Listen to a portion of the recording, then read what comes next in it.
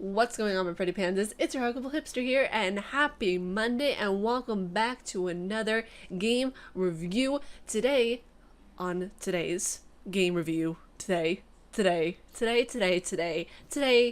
frackety today, we are discussing Not Hero DLC from Resident Evil 7. One thing I was wondering throughout this entire game is there more? Is there more? Is there more to this plotline? Is there more to this story? I honestly think, and as you guys know full and well, there's going to be an 8th game. You can just sense it. You can just feel it. I'm worried, okay? I'm worried, I'm hype, I'm excited, I'm more worried. So in an ever-changing world of growth and self-discovery, we as a company promise to not only do the best in bringing you the ultimate in medicine and medical technology, but Umbrella, we are paving the way to a healthy future. See, that's what I would say if I worked for Umbrella's marketing team. But as Ariel, who has the sad realization that Umbrella is not a company, will never get to be on said marketing team, lay cries in corner instead of crafting. In the span of a little over 20 years now, Resident Evil has managed to make a society and real-world issues that are incorporated into their games. Within their universes, yes, of the biomechanical warfare, deranged zombies, and entrancing puzzles, we find ourselves to the present day at the time of the game's release, 2017. We play as the beloved hero Chris Redfield, who is working with Blue Umbrella in search for Lucas Baker. He has to find him in order to stop him from leaking the metamucite, or the metamucite, I'm not sure how to pronounce that name, it's very fancy and medical. In order to stop him from leaking the metamucite bioweapon, Chris still has issues with working with a branch of Umbrella, obviously, but it is made clear through notes and throughout the game that there will be another game that will be coming to explain how Chris got incorporated into Blue Umbrella.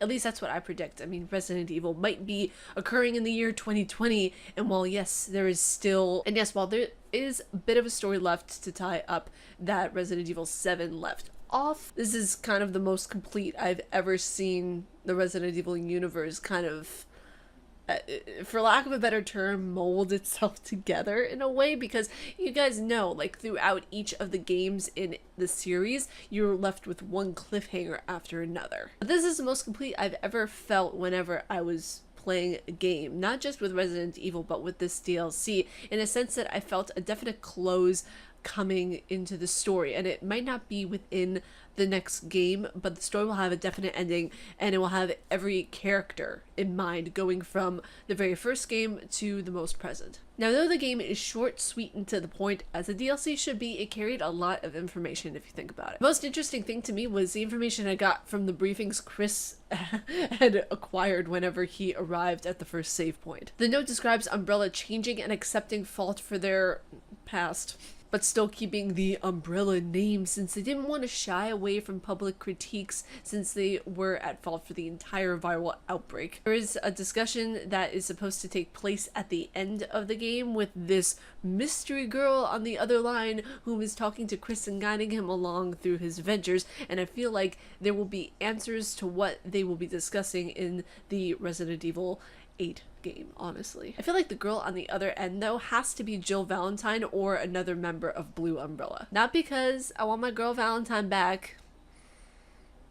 Okay, maybe. All in all, there was a lot in this DLC that I loved. Obviously, I loved that Chris came back into the picture. It's wonderful that Mikami has made a universe as concentrated and malleable and just lifelike as this Resident Evil stratosphere, hemisphere, atmosphere, like this entire thing, this entire sphere of existence. I don't even know if that makes sense or I'm using it in the right term, but this entire creation that Mikami has made, he's made it so incredibly lifelike that you definitely feel along with the characters. It's like we miss characters when they aren't there, and we have a real world human attachment to them that makes them personified in a sense, and it brings a role model-esque sense for younger kids who are playing this series for the first time, quite possibly. So would I recommend this DLC? Yes, I would. Absolutely. Girl, please get it now. It's free. Okay, so hop on that. And it takes off where Resident Evil 7 left off in a very genuine format, and it's absolutely brilliant the way it was constructed. It's actually one of the better DLCs that I've played, because normally DLCs have their own viewpoint and storyline, and they don't pick up quite where the game left off. This is like a continuation of the game in a way. So in an ever-changing world of growth and self-discovery, we, as a company, do only the best in providing you the ultimate in medical manipulation. Again, me trying to be Umbrella's spokesperson. Just saying. I'm just saying, I'm here for the job. Hello, Umbrella. But yeah, if you guys like my face and what I do, and you like my reviews, please be sure to subscribe and hit the bell down below, because I make videos every weekday. Stay casually nerdy, you guys, and I will talk to you all in tomorrow's video. Peace.